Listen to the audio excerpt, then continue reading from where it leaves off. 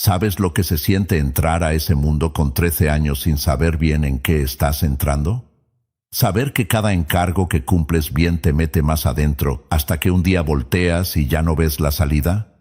Llegar de madrugada a tu casa, mirar a tus hijos dormir y no poder explicarles nada, ni a ellos ni a ti mismo.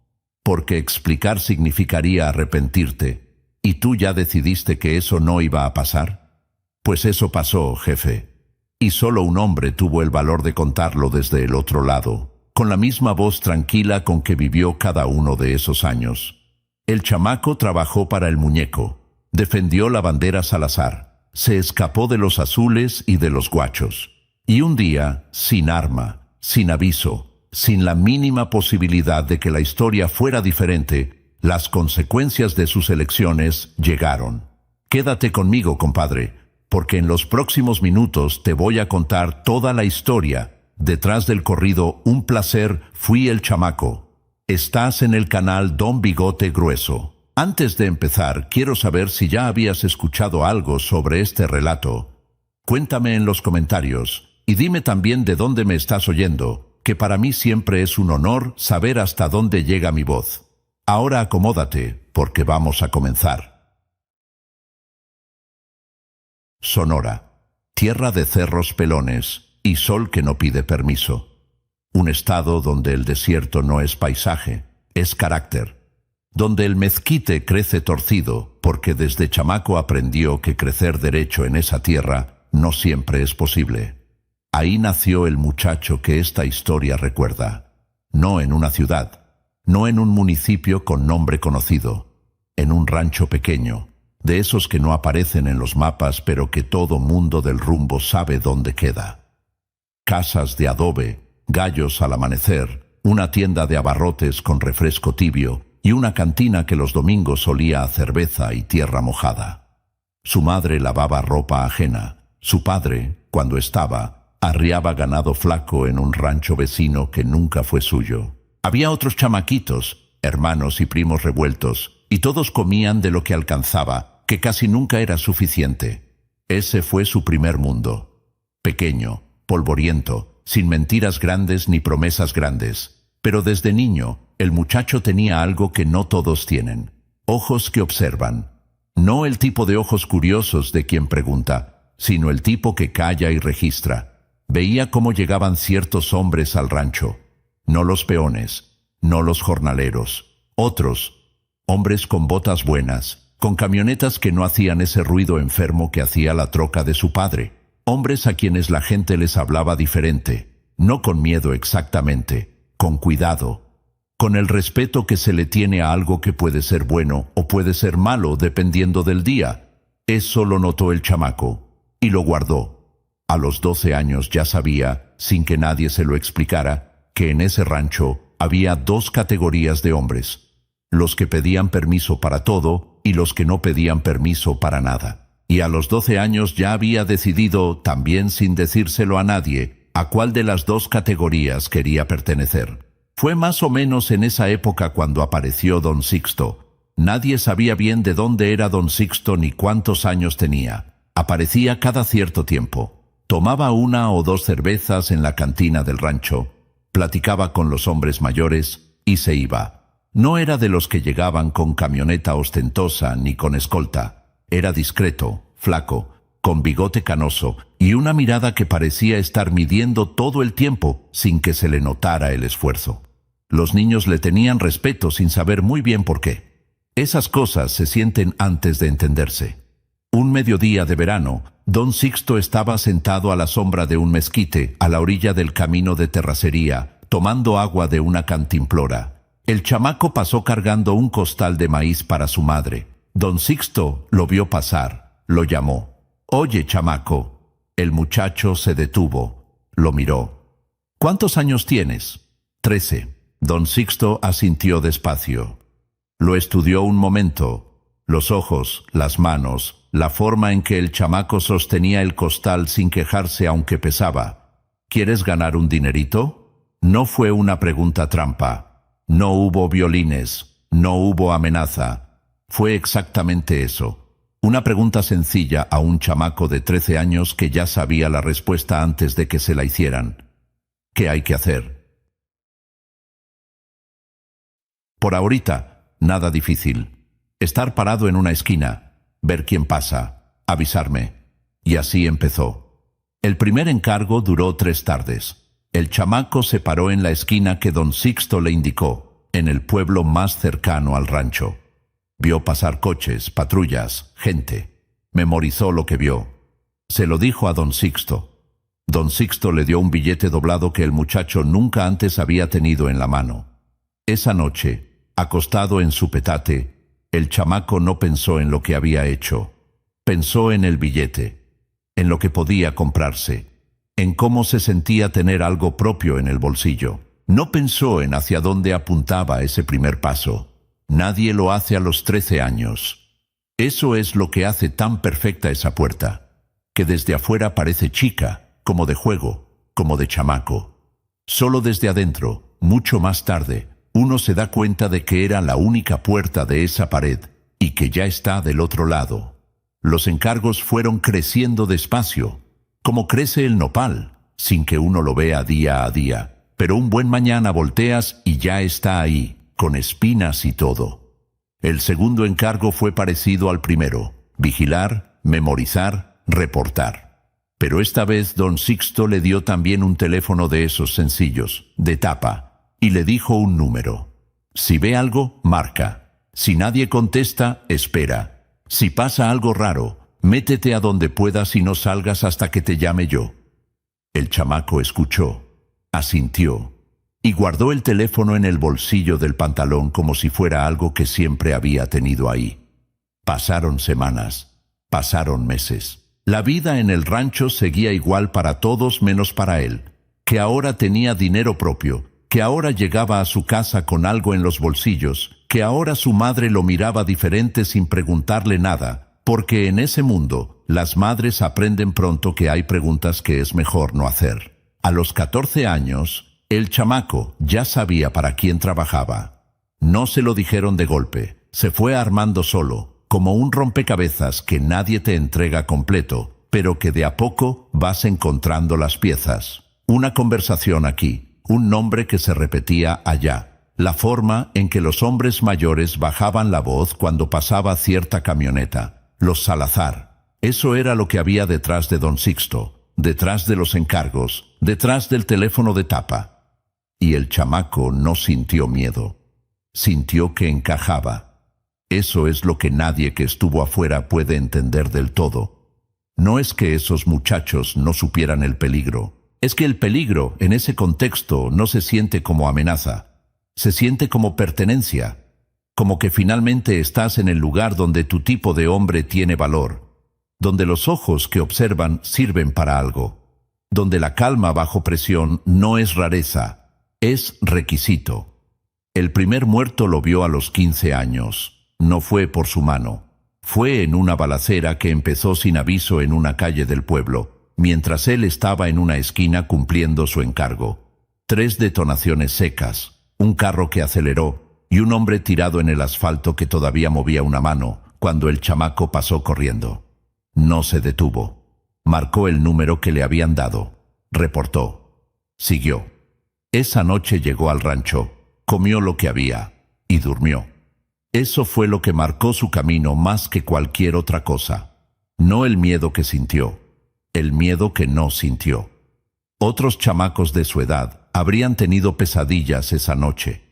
Él no, y eso don Sixto lo supo, porque don Sixto era de los que saben esas cosas sin que uno se las cuente. «Estás hecho para esto», le dijo un día, sin rodeos, como quien constata un hecho. No fue un halago, fue un diagnóstico. Con 16 años, el chamaco tuvo su primer arma propia, una pistola .38, usada, con el número raspado. Don Sixto se la puso en la mano una tarde y le dijo: «Esto no es para presumir, es para trabajar. No la sacas si no la vas a usar. No la usas si no tienes que usarla, y si la usas, no te tiembla la mano». Practicó en el desierto, lejos de todo, solo, con una caja de cartuchos y latas vacías puestas sobre una roca. Disparaba hasta que el brazo le dolía, hasta que la mano ya no temblaba no por fuerza, sino por costumbre. Hasta que el disparo y la respiración se sincronizaban como dos cosas que siempre estuvieron hechas para ir juntas. El primer encargo donde disparó fue a los 17. No hay forma de contar eso sin que suene a lo que es. Un chamaco de 17 años, en una noche cerrada de Sonora, cumpliendo una orden que alguien más arriba había decidido. El chamaco no escogió al blanco, no conocía al hombre, solo sabía lo que le dijeron. Ese hombre causó un problema. Ese problema tiene que resolverse. Tú lo resuelves. Y lo resolvió. Volvió. Reportó. Recibió lo acordado. No durmió mal esa noche tampoco. Y eso, esa ausencia de pesadilla, esa quietud del que hizo lo que tenía que hacer y ya, fue la confirmación de que no había regreso posible. No porque lo hubieran atrapado, no porque lo hubieran amenazado, sino porque ese hombre que volvió del desierto esa noche ya no era el mismo chamaco del rancho que cargaba costales de maíz. Era otro, con el mismo cuerpo, la misma cara, la misma madre esperándolo en casa, pero otro. Y ese otro fue creciendo, fue ganando confianza, como dice el corrido. Fue ganando nombre dentro de la estructura, fue aprendiendo las reglas no escritas de ese mundo, que son más estrictas que cualquier ley y que se pagan más caro cuando se rompen. Aprendió a leer a los hombres, aprendió cuándo hablar y cuándo callarse. Aprendió que la lealtad en ese mundo no se declara, se demuestra, encargo por encargo, noche por noche. Y para cuando cumplió los 19, ya no trabajaba para don Sixto. Trabajaba directamente para arriba. Don Sixto lo vio partir sin decir gran cosa. Solo le dio la mano, lo miró a los ojos un momento más de lo normal, y asintió. Eso fue todo. En ese mundo, eso era un discurso. El chamaco que había entrado a esa puerta con 13 años cargando un costal de maíz, ahora tenía un lugar, un rango, un nombre que se decía en voz baja. No era jefe todavía, pero ya era alguien. Y en Sonora, en ese tiempo, en esa estructura, ser alguien era todo lo que muchos muchachos de rancho podían aspirar a ser. El muñeco no era un hombre que necesitara presentación. En Sonora, su nombre viajaba solo, adelante de él, como hacen los nombres de ciertos hombres que en algún momento dejaron de ser personas y se convirtieron en algo más parecido a una fuerza del territorio. Jesús Alfredo Salazar Ramírez, el muñeco. Lugarteniente del cártel de Sinaloa, mano derecha del Chapo en esa plaza, hombre que controlaba el movimiento de droga desde la sierra de Chihuahua hasta la frontera, y que hacía eso con una eficiencia que sus enemigos respetaban, aunque nunca lo dijeran en voz alta. El chamaco lo conoció en persona una tarde de diciembre. No hubo ceremonia, no hubo discurso. Era una casa de rancho amplia, afuera de un municipio que no es necesario nombrar, y el muñeco estaba sentado a una mesa con café y papeles cuando lo hicieron pasar. Lo miró un momento, lo midió, como hacía don Sixto, pero con otros ojos. No los ojos del reclutador, sino los ojos del que ya sabe lo que tiene enfrente, y solo confirma. Me dicen que eres bueno. Hago lo que me toca. El muñeco asintió. Tomó su café. Aquí lo que te toca va a ser más. ¿Problema? Ninguno. Eso fue todo. 2 minutos, 4 frases, y el chamaco salió de esa casa con un nuevo nivel de responsabilidad y una nueva claridad sobre dónde estaba parado. No era un chamaco de rancho haciendo encargos. Era parte de algo, de una estructura, de una bandera, de un nombre que en Sonora significaba que ciertos caminos estaban abiertos y ciertos problemas tenían solución. La bandera Salazar. Eso se aprende rápido en ese mundo, que no trabajas para un hombre, trabajas para una bandera. El hombre puede caer, puede cambiar, pueden agarrarlo o matarlo, pero la bandera sigue. La bandera es el territorio, la red, el código de conducta, el sistema de lealtades que hace que todo lo demás funcione. Defender la bandera no es un poema, es una instrucción operativa. Significa que si alguien toca lo que es de la organización, tú respondes. Que si alguien cruza una línea que no debía cruzar, hay consecuencias. Que si un azul o un guacho viene a meter las manos donde no le corresponde, tú eres la primera respuesta. El chamaco entendió eso desde el principio, y lo tomó en serio como tomaba todo, sin aspavientos, sin discursos, con la misma calma fría con que había aprendido a disparar en el desierto. Sus primeros meses directamente bajo la estructura de los Salazar fueron de aprendizaje intenso. No solo del oficio, del mundo. Aprendió cómo se mueve la droga, en qué vehículos, por qué rutas, con qué señales. Aprendió quiénes eran los contactos en las policías locales, los que estaban comprados, los que no, los que podían estarlo si se les acercaba bien. Aprendió a distinguir entre un problema que se resuelve con dinero y un problema que se resuelve con otra cosa. Esa distinción, en ese negocio, es la diferencia entre el profesional y el impulsivo.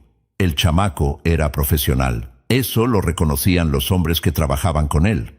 No era de los que presumían. No andaba con el arma por fuera ni con el corrido en la bocina a todo volumen. Hacía su trabajo, lo hacía bien y se callaba.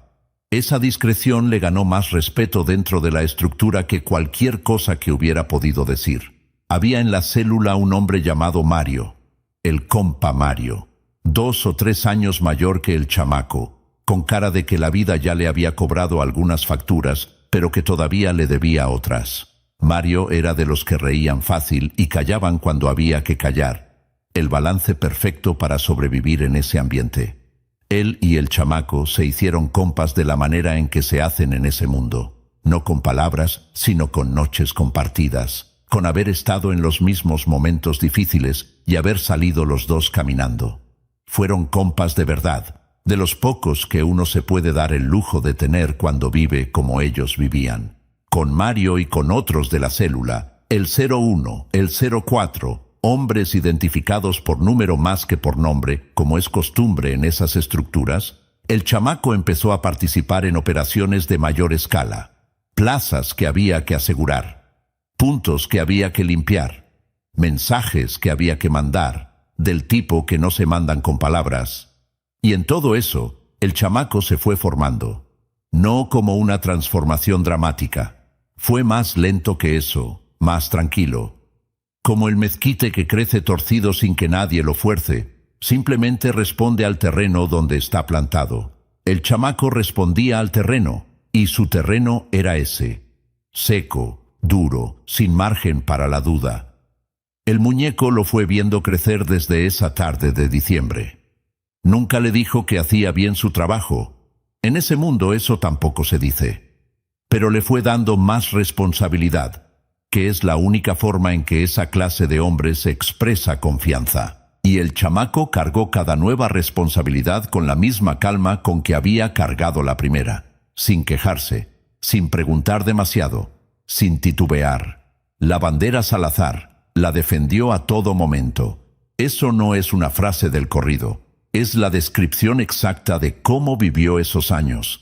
La defendió con el cuerpo, con el tiempo, con el sueño que se pierde en las madrugadas de operación. La defendió sin que nadie se lo pidiera 2 veces. Porque en ese mundo, que te pidan algo 2 veces, es señal de que ya no confían en ti. Y el chamaco no era de los que necesitaban que le pidieran las cosas 2 veces. La plaza no es un lugar, es un estado de cosas. Quien no ha vivido eso desde adentro puede imaginarse que pelear una plaza es como en las películas. Balazos de un lado, balazos del otro, el bueno gana, fin.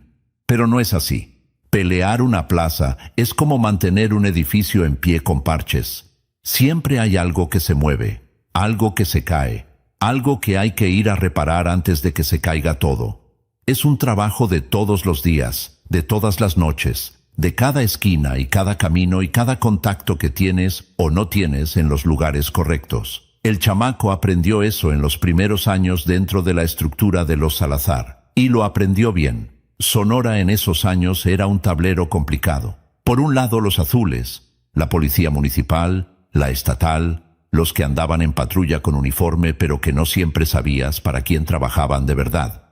Por otro los guachos, el ejército, la sedena, los operativos que de vez en cuando caían de sorpresa en un municipio y revolvían todo como cuando metes un palo en un hormiguero.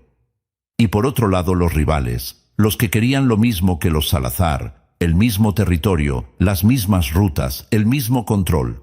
En ese tablero, el chamaco fue aprendiendo a moverse. No con imprudencia, con cálculo. Sabía cuándo moverse y cuándo quedarse quieto.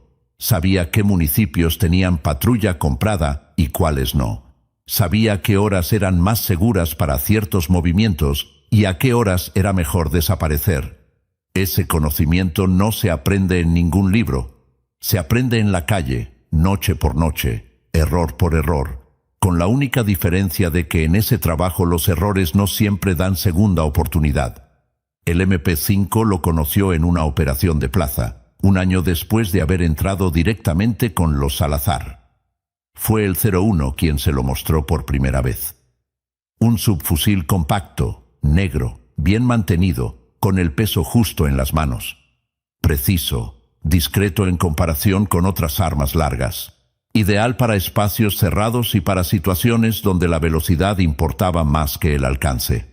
El 01 le explicó el mecanismo sin apuros, como quien enseña un oficio. El chamaco lo agarró, lo sintió, lo desarmó y armó varias veces hasta que sus manos supieron hacerlo solas. Fue un experto. Eso no es exageración. Es lo que dicen los que lo vieron trabajar. Las operaciones de plaza en Sonora podían ser de muchos tipos. Unas eran de presencia, llegar a un punto, mostrarse, dejar claro quién mandaba ahí y retirarse. Otras eran de limpieza, remover un problema humano que estaba estorbando el negocio. Otras eran de mensaje, hacer algo visible, algo que se supiera, algo que le llegara a quien tenía que llegarle para que entendiera que ciertas cosas no se hacían sin consecuencia. En todas esas, el chamaco participó, y en todas dejó el mismo sello: eficiencia, silencio, cero drama innecesario. ¿Había adrenalina? Claro que había. Eso tampoco lo niega el corrido. Dice que la sangre se le aceleraba. Pero hay una diferencia entre el que se acelera y se descontrola y el que se acelera y enfoca. El chamaco era del segundo tipo. La presión lo afilaba en lugar de dispersarlo. En los momentos donde otros empezaban a cometer errores por los nervios, él se calmaba. Eso lo protegió muchas veces.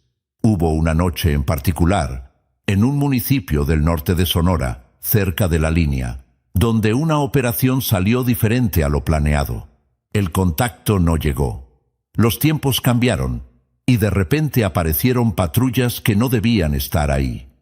El chamaco y el 04 estaban en una camioneta sobre un camino de terracería cuando vieron las luces. 30 segundos para decidir. El chamaco decidió en 10. No aceleró. Eso era lo que el instinto pedía y lo que habría delatado todo. En cambio, apagó las luces de la camioneta, metió reversa despacio y se metió por una brecha lateral entre el huizache que él había notado al pasar 20 minutos antes, sin saber por qué la notó. Instinto. Memoria del territorio. El 04 no dijo nada. Respiró hondo y se quedó quieto. Las patrullas pasaron. Las luces cruzaron el camino principal y siguieron. 5 minutos después, la camioneta salió por otro lado. Silencio total. «Cabrón», dijo el 04, al fin. El chamaco no contestó, solo siguió manejando. Esas noches eran el mundo. No había forma de describirlas a nadie que no las hubiera vivido. La mezcla de tensión y concentración y el alivio físico cuando todo pasa sin explotar. No es algo que se cuente en una cantina, es algo que queda entre los que estuvieron ahí. La vida entera del chamaco en esos años era eso. Noches operativas, días de quietud calculada, encargos, plazas, movimientos. Y en medio de todo eso, de vez en cuando, el regreso al rancho, que para entonces ya no era su rancho, sino una casa rentada en las afueras de un municipio, donde había una mujer que lo esperaba y unos niños que dormían cuando él llegaba.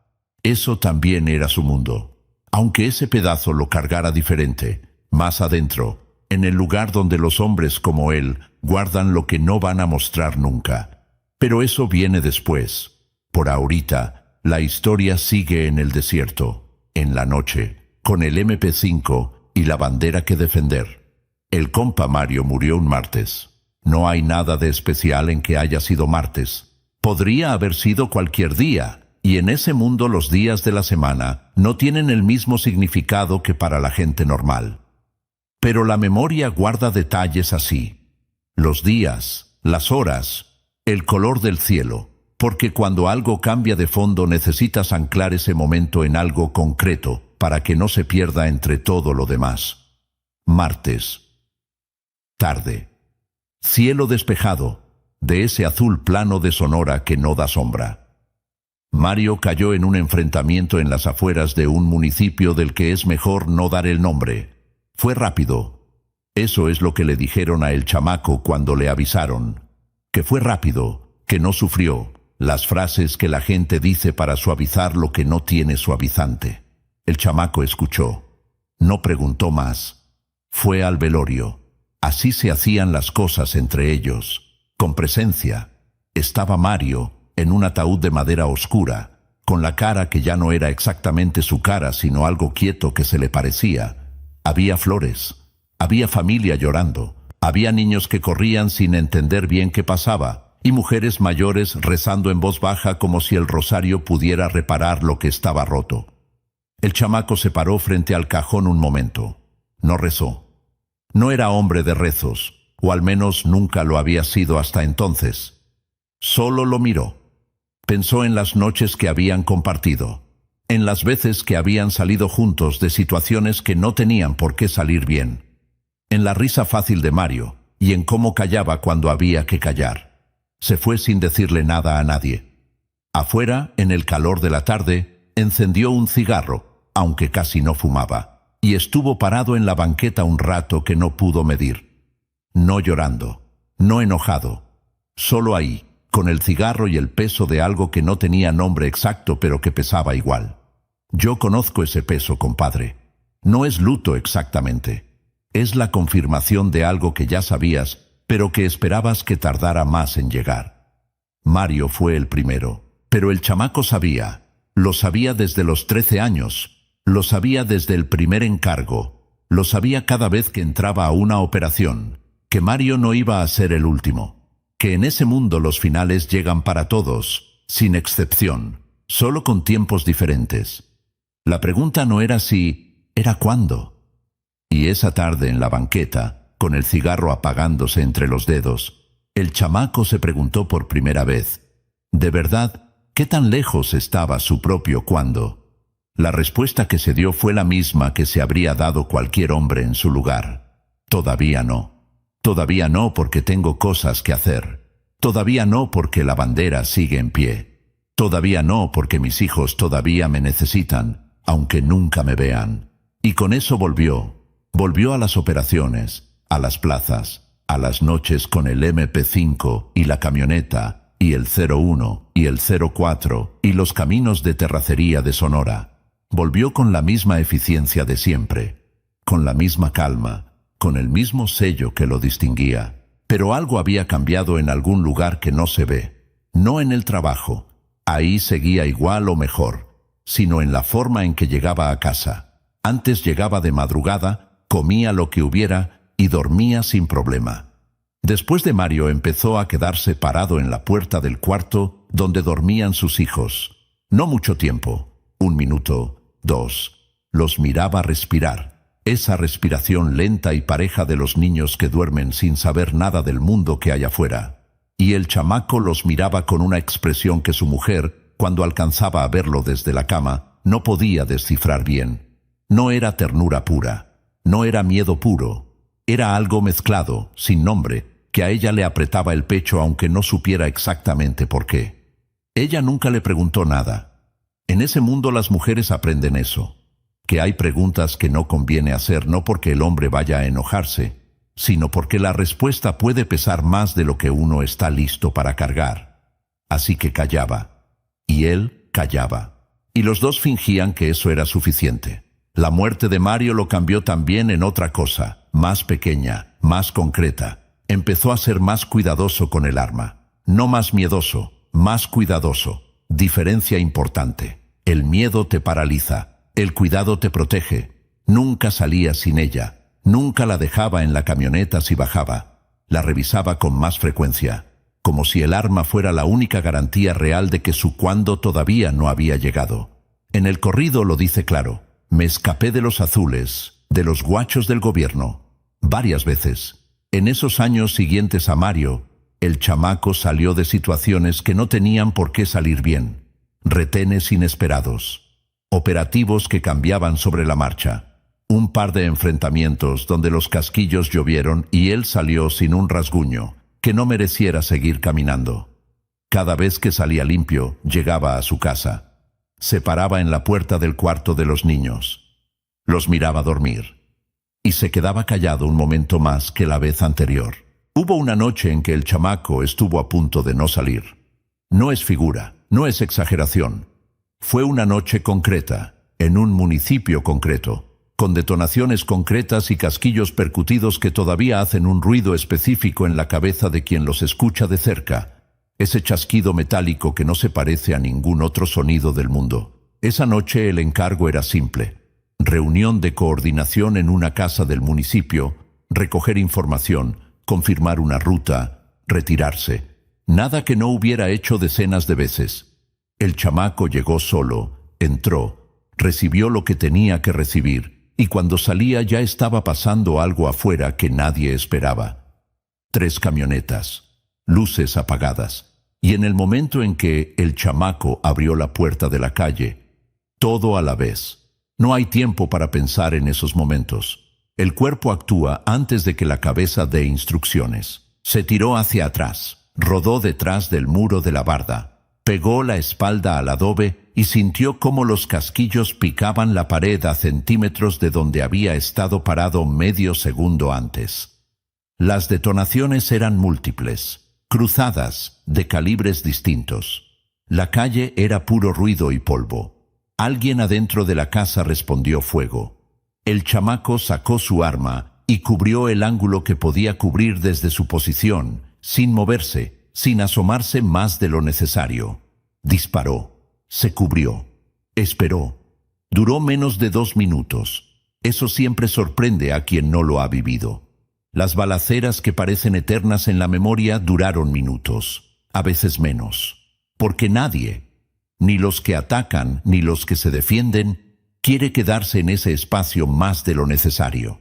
La velocidad es parte de la táctica. Cuando todo se detuvo, el silencio fue casi más pesado que el ruido. El olor a pólvora se quedó en el aire, mezclado con polvo de adobe y humo de motor. El chamaco se quedó quieto 30 segundos. Escuchó, nada. Se levantó despacio. Tenía un corte en el antebrazo, un casquillo que había rebotado, no una bala directa. Sangre pero no grave. El corazón golpeando tan fuerte que lo escuchaba en los oídos. Salió por la parte trasera de la casa. Caminó 2 cuadras. Tomó una calle lateral. Desapareció en el municipio antes de que llegara nadie con uniforme. Esa noche no fue a casa. Llamó para avisar que estaba vivo. Una frase en clave que su mujer sabía descifrar sin que él tuviera que explicar nada. Y durmió en un cuarto prestado, con el brazo vendado con lo que había en el botiquín de mano que siempre cargaba. Al día siguiente, de regreso con los Salazar, le preguntaron si estaba bien. «Aquí andamos», respondió. Nada más. Eso era suficiente en ese mundo. Estar vivo era la respuesta completa. El corrido lo dice con una frase que tiene más peso del que parece. La vida se me escapaba en un suspiro. Eso no es poesía. Es la descripción exacta de cómo se siente en esos momentos. La vida literalmente se siente como algo que se puede ir con el siguiente segundo, con el siguiente casquillo, con el siguiente movimiento equivocado. Y uno lo siente. Ese suspenso en el pecho, esa fracción de segundo donde el cuerpo ya sabe antes que la cabeza que estuvo muy cerca. Y si hubiera estado armado el chamaquillo, otra cosa hubiera sido. Esa frase del corrido la dijo pensando en esa noche.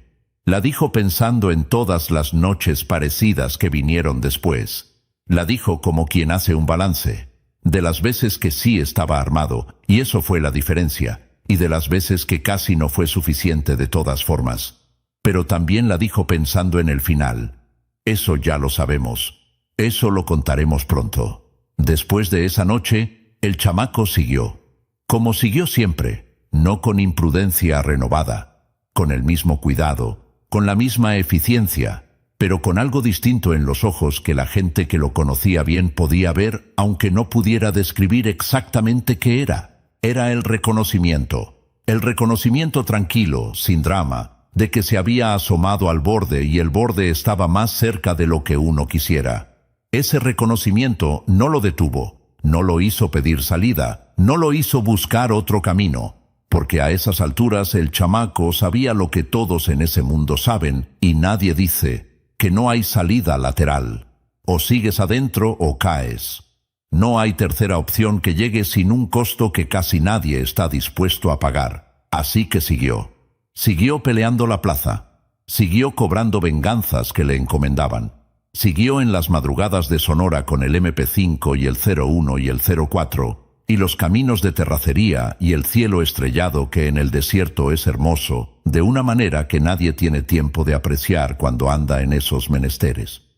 Y siguió llegando de madrugada a su casa, parándose en la puerta del cuarto de los niños, mirándolos dormir, cada vez un momento más largo, como si el cuerpo supiera lo que la cabeza todavía no quería reconocer, que el tiempo se estaba acabando y que cada madrugada de regreso podía ser la última vez que los viera así, quietos, ajenos al mundo, respirando con esa calma que solo tienen los que no saben nada. Afuera, el desierto de Sonora seguía igual, frío en las madrugadas, implacable al mediodía, indiferente a los hombres y a sus historias. El mezquite sin moverse, el huizache sin moverse, el cielo estrellado sin moverse. Solo el chamaco se movía, y cada vez que se movía, el margen se hacía más angosto. Hay una cosa que los corridos casi nunca cuentan. Cuentan la bravura, los enfrentamientos, los escapes, la lealtad, la caída. Eso sí, eso es el corrido. Pero hay un pedazo de esos hombres que la música no alcanza a agarrar bien, porque no cabe en 3 minutos de canción, porque no hace ruido, porque no tiene la energía de una balacera, ni la grandeza de un hombre que se para frente a sus enemigos. Ese pedazo es la casa. La casa de El Chamaco era una construcción sencilla en las afueras del municipio. 2 cuartos, cocina, baño con agua que a veces llegaba fría y a veces no llegaba. Un patio con tierra suelta donde los niños dejaban huellas que se llenaban de polvo con el viento. No era el tipo de casa que uno esperaría de un hombre que manejaba lo que manejaba y hacía lo que hacía. Pero en ese mundo la ostentación era un error que pagabas caro, y el chamaco nunca fue de los que cometían ese error. Su mujer se llamaba Griselda. Tenía la cara de las mujeres de Sonora que han aprendido a esperar sin que se les note en la cara que esperan. No era ni muy joven ni muy vieja, tenía los años que tenía, que eran los suficientes para saber que su hombre vivía en un mundo donde las preguntas sobraban. Lo había visto crecer en ese mundo. Lo había visto ir cambiando de a poco, como cambia el metal que se trabaja al fuego, sin perder la forma, pero ganando dureza en lugares que antes eran blandos. Griselda no era mujer de escenas ni de reclamos. Era mujer de esperar, de tener la cena lista aunque llegara a las 3 de la mañana, de lavar la ropa sin preguntar por qué a veces llegaba manchada de cosas que era mejor no identificar, de mirar a sus hijos y hacer que la vida cotidiana fuera lo más normal posible dentro de todo lo que no era normal. Los hijos eran 2, un niño y una niña. Los nombres no importan aquí. Lo que importa es que dormían en el cuarto de junto con esa respiración pareja que el chamaco escuchaba desde la puerta. Había noches en que llegaba y se paraba en esa puerta más tiempo del habitual. Griselda lo observaba desde la cama sin decir nada, y él se quedaba ahí, con los brazos cruzados, mirando a sus hijos dormir con una expresión que ella nunca supo descifrar del todo. Ni quiso, porque descifrarla significaba enfrentar algo que era más fácil dejar sin nombre. Esos momentos eran los únicos en que el chamaco bajaba la guardia. No completamente. Un hombre de su mundo nunca la baja completamente. pero sí lo suficiente para que se notara que había algo ahí. Debajo de la calma entrenada, debajo de la eficiencia y el sello y el frío profesional, había un hombre que quería a sus hijos con la intensidad que tienen los que saben que el tiempo con ellos puede ser corto. Nunca se los dijo, no era de los que decían esas cosas, pero lo mostraba en detalles pequeños que Griselda conocía. El juguete que a veces llegaba envuelto en papel sin que hubiera fecha de cumpleaños. El helado que compraba en la tienda de camino a casa para los niños, aunque fuera de madrugada y estuviera ya derretido para cuando lo entregaba. La vez que el niño mayor se enfermó de fiebre alta y el chamaco canceló un encargo, algo que en ese mundo no se hacía sin costo, para quedarse esa noche en la casa. Ese hombre existía, en paralelo al otro, en paralelo al chamaco de las plazas y el MP5 y las madrugadas de Sonora. Eso tampoco lo cuenta el corrido. No porque sea mentira, sino porque los corridos, como los hombres de ese mundo, tienden a mostrar solo la parte que endurece y a guardar adentro la parte que duele. Yo lo cuento porque la historia completa lo pide. En esas semanas previas a lo que vendría, el chamaco tuvo un momento que Griselda recordaría después como el aviso que no supo leer. Un domingo en la tarde. Rarísimo que estuviera en casa un domingo en la tarde. Él estuvo con los niños en el patio, jugando a algo sin nombre, rodando en la tierra suelta sin importarle ensuciarse la ropa. Los niños se reían, él también, con esa risa que los hombres contenidos sueltan pocas veces y que por eso pesa más cuando aparece. Griselda los miraba desde la ventana de la cocina y tuvo un pensamiento que se esforzó en alejar inmediatamente, uno de esos que llegan sin ser invitados, que se veía como una despedida. Lo alejó. Siguió pelando papas. No dijo nada. Esa tarde el chamaco jugó con sus hijos hasta que oscureció. Los metió a bañar, los vio cenar, los arropó él mismo, que era algo que casi nunca hacía. El niño le pidió que se quedara hasta que se durmiera.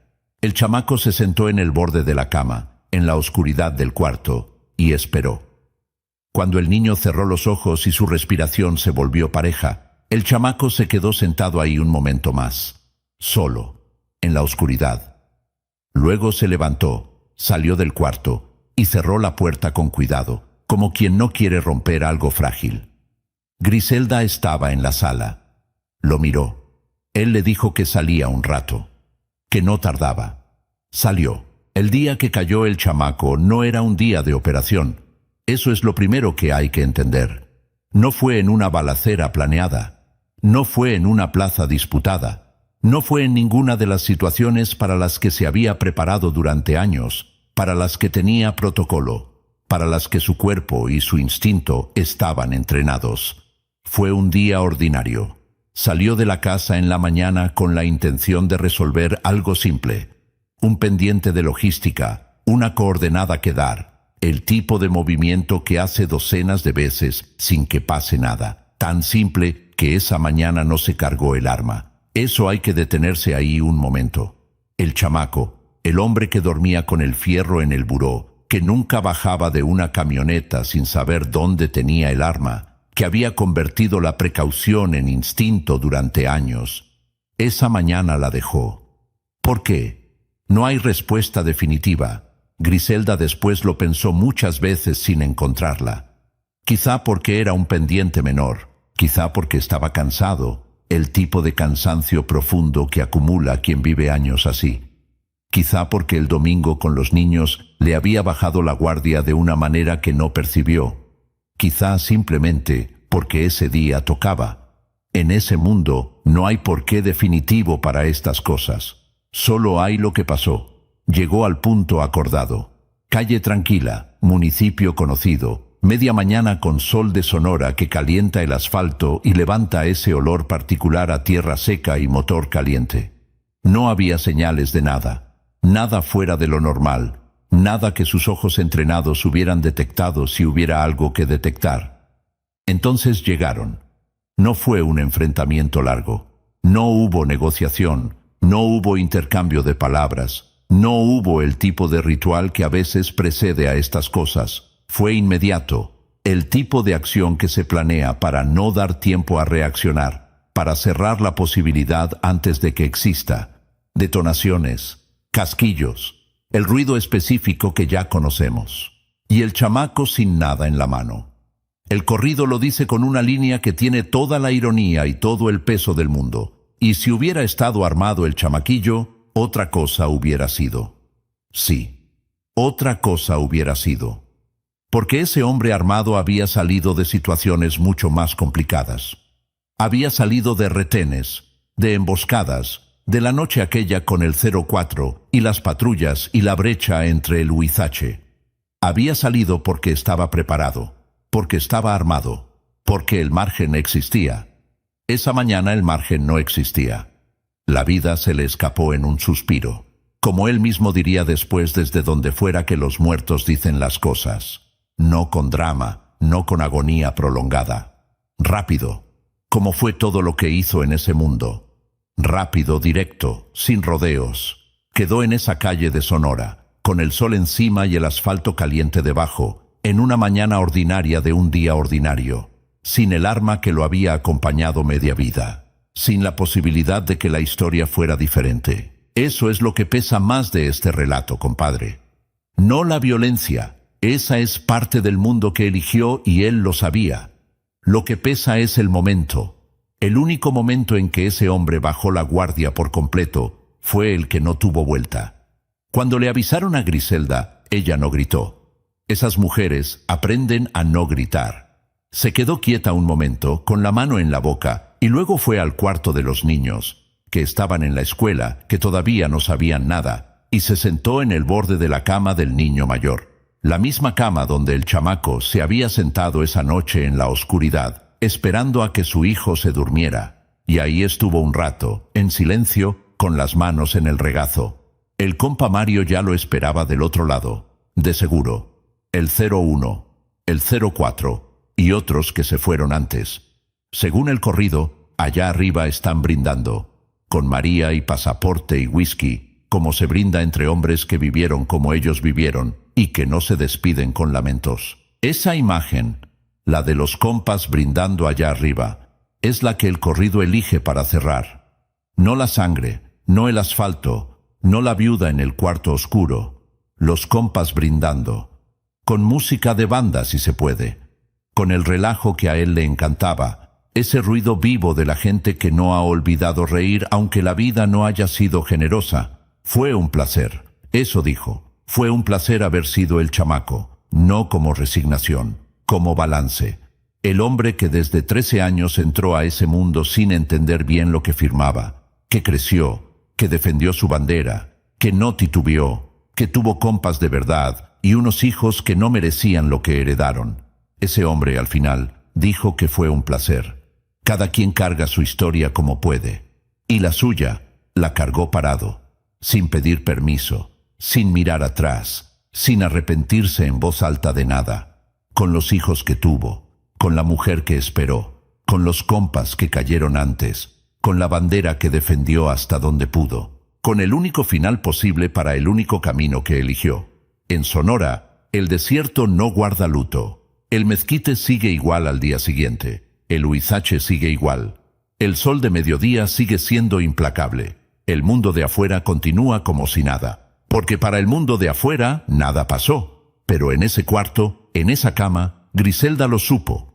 Y los niños cuando crecieran y preguntaran, también lo sabrían. Y los que anduvieron al 100 con el chamacón, como dice el corrido, también lo saben. Esos son los que cuentan. Los demás, no. Hasta el último día. Acabas de escuchar el canal Don Bigote Grueso. En tu pantalla hay otra historia que te va a gustar. Presiona ahora. Te espero del otro lado. Muchas gracias por haberte quedado conmigo hasta el final.